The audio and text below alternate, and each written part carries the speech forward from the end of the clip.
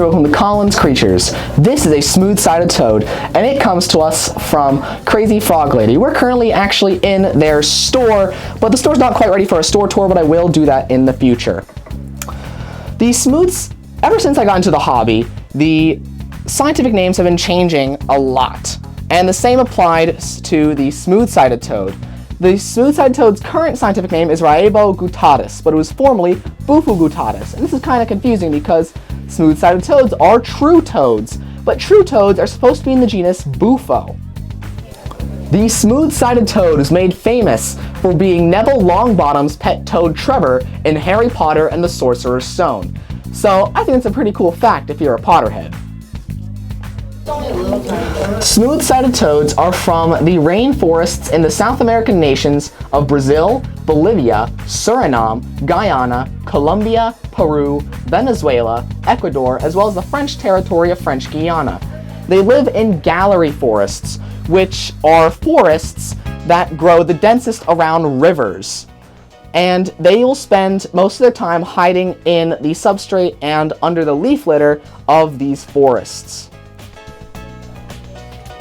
Smooth-sided toads are characterized by their light top, which can be from tan to a kind of Dijon mustard yellow, like this one. Their bellies are much darker, usually a brown, and their most notable feature is their red sides, which are quite smooth compared to the top of their body, giving them the name smooth-sided toad. A unique feature of the smooth-sided toads are their preocular ridges, which are bony protrusions that are before the eye. Like all toads, smooth-sided toads have poison glands, 2 behind the eyes and a bunch on their back. Though as toads go, the back poison glands aren't as visible as other toads. The smooth-sided toads have bufotoxins, which is a shared trait by many toads, that are released from these poison glands. And the smooth-sided toad's poison is said to cause heart failure in humans when ingested. Now, I'm wearing gloves, so I don't have to worry about the poison. Though if you handle your toad without gloves, keep in mind that some of the poison may get onto your skin, though it is not likely to be absorbed unless you lick your hands. And even if you do lick your hands, the amount of poison will be very little. Though if you lick the toad, things will be very different. Don't lick toads. The toad can excrete large amounts of poison from their glands when they feel threatened by a predator, and it is more likely to be ingested this way, and the dosage will be higher. There is some sexual dimorphism between males and females, with females being larger than the males getting from 5 to 7 inches, and females getting from 7 to 9 inches from nose to tailbone. The males also have very large forearms, as well as something that's kind of hard to see, but they also have nuptial pads on their front feet to assist in mating. Not much is known about their wild behavior and feeding, though it is likely that they will eat whatever they can catch and fit into their mouth. So in captivity, there is a large variety of feeder insects, as well as frozen thawed rodents and worms that they can eat. Smooth-sided toads are active during the day, so many people think that they are diurnal, but they're also active at night, so some people say that they're nocturnal. But what smooth-sided toads are is they are Cathemeral, which means they are active during irregular patterns in both night and day, according to the conditions of the environment.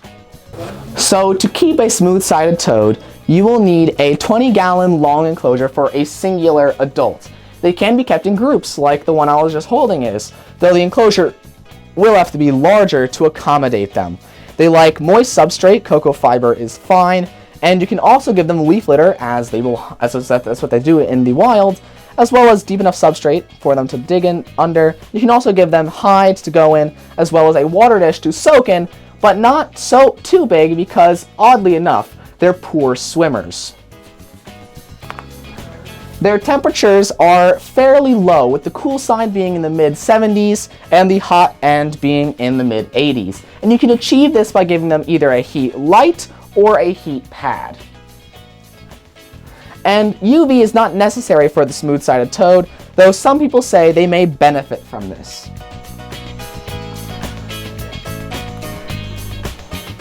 Most of the smooth-sided toads in captivity are wild caught, though some people are breeding them in captivity So if you can, try and get a captive bred individual.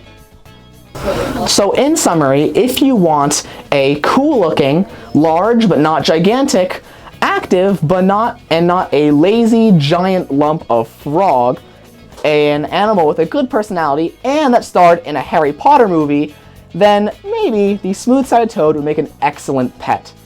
So that is a smooth-sided toad. I hope you learned something. I'd like to thank Crazy Frog Lady for letting me use their smooth-sided toads as well as their enclosure room for my video. And that's the smooth-sided toad. So thanks for watching. Subscribe to my channel, like my videos, and I'll see you next time on Colin's Creatures.